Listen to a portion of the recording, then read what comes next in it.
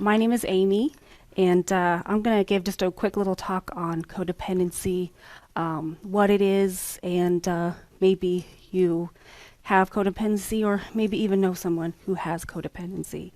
And then in the end, I'll share just a quick little story of my own. Now, some of you may know what codependency is. For those of you that don't, there are some labels out there. People like to label us as needy or people pleasers, that only women are codependent, and that's just not true. And also that it has to be diagnosed by a mental health professional. And again, that's just not true.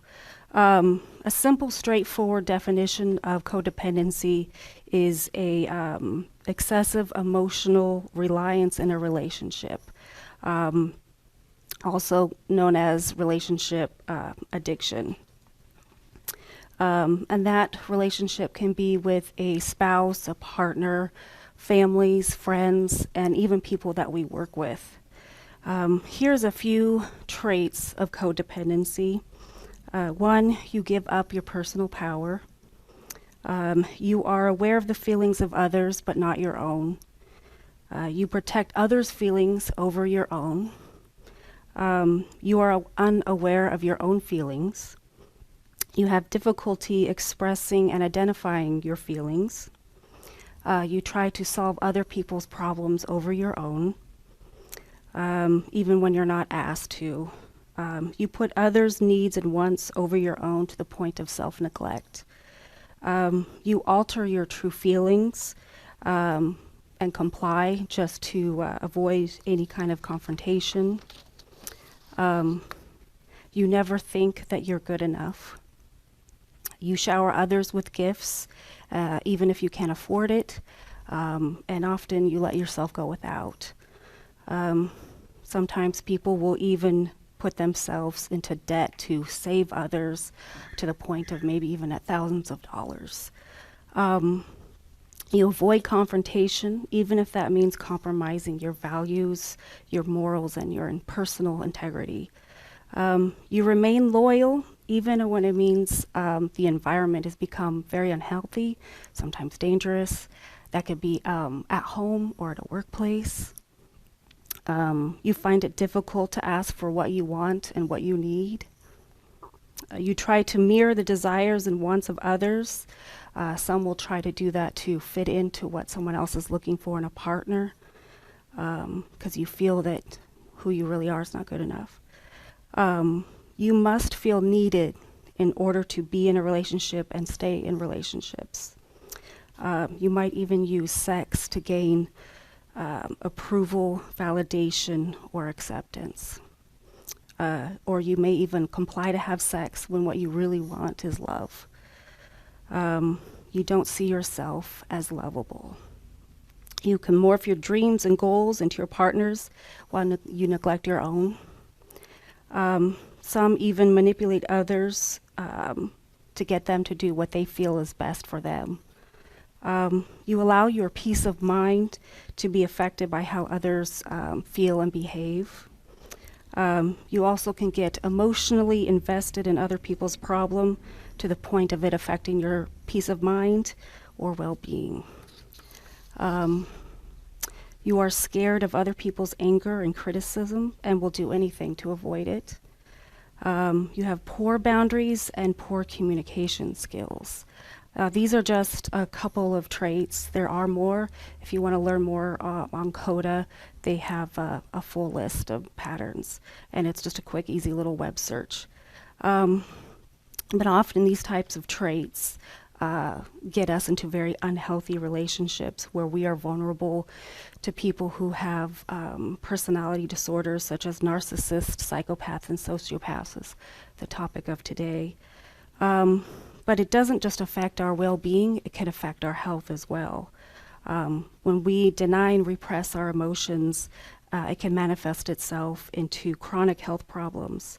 And by neglecting our physical and emotional health, it can also affect our quality of life and longevity. When we deny our true emotions and neglect to feel our feelings and heal our past trauma, by focusing too much on other people and their problems. Somehow we believe that we are protecting ourselves, and that often we think that our past trauma made us weak, that we're fragile, that if we try to face that and do the work that's really needed to be healed, that somehow we'll come undone and that we'll fall apart, and we won't be able to put ourselves back together again. But you can heal your trauma and your past trauma. By repairing our past and fixing our unhealthy patterns, it makes us stronger, and healthy people attract healthy relationships, and hurt people often attract hurt people and, sadly, dangerous people. If you feel that this sounds familiar, that maybe you might be codependent or maybe know someone who is, there are a lot of resources out there today, everything from books about codependency. There's 12-step programs, like I mentioned, CODA, and if you go online, there's groups that meet together, support groups. And also there is, of course, traditional therapy. Now, how do I know all about codependency? Well, I spent 20 plus years living a codependent life and becoming quite the expert in codependency. And it took the help of a friend and fellow codependent to really help me and get me to a meeting, refer me to a wonderful therapist. And if they hadn't stepped in, my life would have taken a very different and very dark path. I was often suicidal. I thought about it every day. Often thought about leaving my husband because I thought I wasn't good enough and I was bringing him down. So my life was in a very dark place. But through recovery, I'm standing here today in a much healthier, happier life. I am in a healthy relationship. I have a wonderful support group. Also, I'm actually pursuing my own dreams and my own goals. I have supportive friends, like I said.